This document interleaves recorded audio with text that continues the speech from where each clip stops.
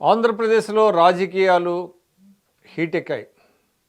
ఇప్పటికే అధికార వైఎస్ఆర్సీపీ 11 మంది ఇన్ఛార్జీలని ప్రకటించిన నేపథ్యంలోనూ, అదేవిధంగా జనసేనతో పొత్తుండదని కేంద్ర మంత్రి కిషన్ రెడ్డి గారు ప్రకటించిన నేపథ్యంలో ఆదివారం నాడు తెలుగుదేశం అధినేత చంద్రబాబు నాయుడు గారు స్వయంగా పవన్ కళ్యాణ్ ఇంటికి వెళ్ళి దాదాపు 2.5 గంటల పాటు భేటీ కావడంతో ఈ రాజకీయాలు చాలా స్పీడ్ అందుకున్నాయని భావించవచ్చు అపోజిషన్లో. ఎందుకంటే ఎప్పుడైతే బీజేపీ పొత్తుకు దూరంగా ఉంటుందని తెలియటంతో ఇక ఏ స్థానాల్లో పోటీ చేయాలనే దాని మీద తెలుగుదేశానికిను జనసేనకు ఒక స్పష్టత వచ్చినట్టుగా అర్థమవుతుంది. అందువల్ల ఆ రెండు పార్టీల మధ్య సీట్ల పంపకం పైన చర్చ జరిగిందని ఆయన మనోహర్ మీడియాతో చెప్పారు. భేటీ అనంతరం ఆయన మీడియాతో మాట్లాడుతూ, అదేవిధంగా ఉమ్మడి మేనిఫెస్టో మీద కూడా ఇరు పార్టీలు కూడా ఇప్పటికే కొంత చర్చ జరిగింది. ఆ ఇరు పార్టీల అభిప్రాయాలను ప్రకారం కూడా ఆ మేనిఫెస్టోను రూపొందిస్తున్నారు. ఇది కాకుండా కొన్ని చోట్ల పీఠముడులు ఉన్నాయి. కొన్ని నియోజకవర్గాల్లో తెలుగుదేశం వారు పట్టుబడుతున్నారు, అదేవిధంగా జనసేన వారు కూడా పట్టుబడుతున్నారు. ముఖ్యంగా ఈస్ట్ గోదావరికి సంబంధించి ఆ రెండు పార్టీలకి బలం ఉండటం వల్ల అక్కడ పార్టీల కంటే కూడా వ్యక్తుల మధ్య ఎక్కువ పట్టుదలలు ఎక్కువగా కనపడుతున్నాయి. ఒకళ్ళని ఓడించాలని మరొకరు తాపత్రయపడుతున్నట్టు కనపడుతుంది. ఈ నేపథ్యంలో రెండు పార్టీల మధ్య సమన్వయం, అంటే పార్టీల మధ్య సమన్వయం ఉంది, కానీ పార్టీ నేతల మధ్య సమన్వయం కోసం ప్రయత్నించాల్సినటువంటి అవసరం ఉంది. ముఖ్యంగా ఏంటంటే వైఎస్ఆర్సీపీని ఓడించాలంటే ఈ రెండు పార్టీలు కూడా కొన్ని సాక్రిఫైసెస్ చేయక తప్పదు. ఆ సాక్రిఫైసెస్ తెలుగుదేశం నుంచి జరగాలి, అదేవిధంగా జనసేన నుంచి కూడా జరగాలి.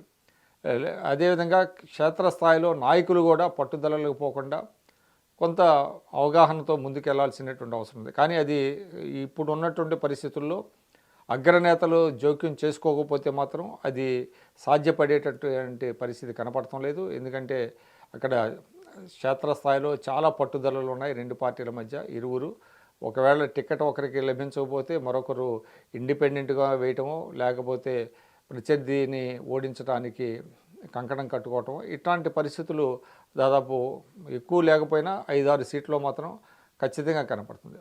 అందువల్ల ఈ ఇరు పార్టీల నేతల మధ్య జరిగినటువంటి చర్చలు ప్రధానంగా నేను అనుకోవటం సీట్ల సర్దుబాటు మీద ఉండేటువంటి అవకాశం ఉంది. అదేవిధంగా ఇప్పుడు బీజేపీ ఉంటుందా ఈ పొత్తులో లేదా? ఎందుకంటే కిషన్ రెడ్డి గారి ప్రకటన తెలంగాణకు పరిమితం కావచ్చు. తెలంగాణలో రాబోయే లోక్సభ ఎన్నికలకు సంబంధించి ఆయన ఆ పార్టీ నేతలకు చాలా స్పష్టం చెప్పారు. అంటే జనసేనతో మనకు పొత్తు ఉండదు అనే మాట మాట్లాడారు. అంటే డైరెక్ట్గా చెప్పబోయినా ఎవరితో కూడా పొత్తు ఉండదు అని అంటే అర్థం జనసేనతో కూడా ఉండదు అనేటువంటి అర్థంలో ఆయన మాట్లాడారు. కానీ ఆంధ్రాకు కూడా అది వర్తిస్తుందా? ఆంధ్ర బీజేపీ నేతలు మాత్రం టీడీపీ జనసేనతో కలిసి వెళ్ళాలనేటువంటి ఆలోచనలోనే ఉన్నారు. మరి హైకమాండ్ని వారు ఒప్పిస్తారా, లేకపోతే హైకమాండ్ వారిని ఒప్పిస్తుందా అనేటువంటిది ఇంకా తెలియదు. ఏదేమైనప్పటికీ మార్చిలోనే ఎన్నికల నోటిఫికేషన్, ఫిబ్రవరి చివరి వారంలో కావచ్చు, మార్చి మొదటి వారంలో కావచ్చు, ఎన్నికల నోటిఫికేషన్ వెలువడుతున్న నేపథ్యంలో రెండు పార్టీలు ఇప్పటికే తెలుగుదేశంలో ఒక భావన ఏంటంటే ఇంకా అభ్యర్థుల ఎంపిక జరగలేదు, అప్పటికే ఆలస్యమైంది అనేటువంటి ఒక ఫ్రస్ట్రేషన్ కూడా నేతలో కనపడుతుందని కొంత వార్తలు వస్తున్నాయి. ఈ నేపథ్యంలో కొంత స్పీడప్ చేయాల్సినటువంటి అవసరం కూడా ఉంది. అందువల్ల దాన్ని దృష్టిలో పెట్టుకొని బహుశా చంద్రబాబు నాయుడు గారు నిన్న పవన్ కళ్యాణ్ గారి నివాసానికి వెళ్ళారు. ఎందుకంటే ఇంతకుముందు 2-3 సార్లు పవన్ కళ్యాణ్ గారే చంద్రబాబు నాయుడు గారి నివాసానికి వెళ్ళారు. నిన్న చంద్రబాబు నాయుడు గారు పవన్ కళ్యాణ్ నివాసానికి వెళ్ళటం ద్వారా ఆయన ఒక స్పష్టమైనటువంటి సందేశాన్ని ఇచ్చినట్టు కనపడుతుంది. రెండు పార్టీలు కలిసి పనిచేస్తాయి, ఎక్కడ ఎటువంటి భేదాభిప్రాయం లేదు. ఏదైతే అధికార పార్టీ ఈ రెండు పార్టీల మధ్య కొంత గ్యాప్ని క్రియేట్ చేయాలని చూస్తుందో అది కరెక్ట్ కాదని ఆయన ఒక సందేశాన్ని ఇచ్చినట్టుగా కనపడుతుంది.